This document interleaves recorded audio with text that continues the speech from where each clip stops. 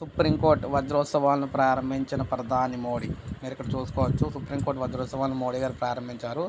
సర్వోన్నత న్యాయస్థానం ఏర్పడి 75 ఏళ్ళు పూర్తయిన సందర్భంగా వేడుకలు అయితే జరుగుతూ ఉన్నాయి.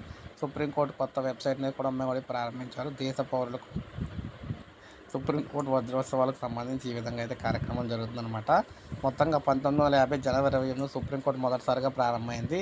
ఈ సందర్భాన్ని పురస్కరించుకొని సుప్రీం వజ్రోత్సవ వేడుకలను ఆదివారం అయితే మధ్యాహ్నం ప్రధాని మోడీ గారు అయితే ప్రారంభించారన్నమాట. 1947లో భారతదేశం స్వాతంత్రం రావడంతో 1950 జనవరి 26 నుంచి భారత రాజ్యాంగం అమల్లోకి వచ్చింది. జనవరి 28 నుంచి దేశ సర్వోన్నత న్యాయస్థానం ప్రారంభమైంది. అప్పటి నుంచి దేశంలో ప్రాథమిక హక్కులను కాపాడటంలో సుప్రీంకోర్టు కీలక పాత్ర పోషిస్తూ వస్తుంది. రాజ్యాంగ నిబంధనలకు విరుద్ధంగా ఉన్న చట్టాలను సైతం సుప్రీంకోర్టు అయితే పరిశీలిస్తూ వచ్చిందనమాట. సో ఈ విధంగా 70 సంవత్సరాలు పూర్తి చేసుకున్న నేపథ్యంలో మోడీ గారు దీనికి సంబంధించి కొత్త వెబ్సైట్ని కూడా ప్రారంభించారు.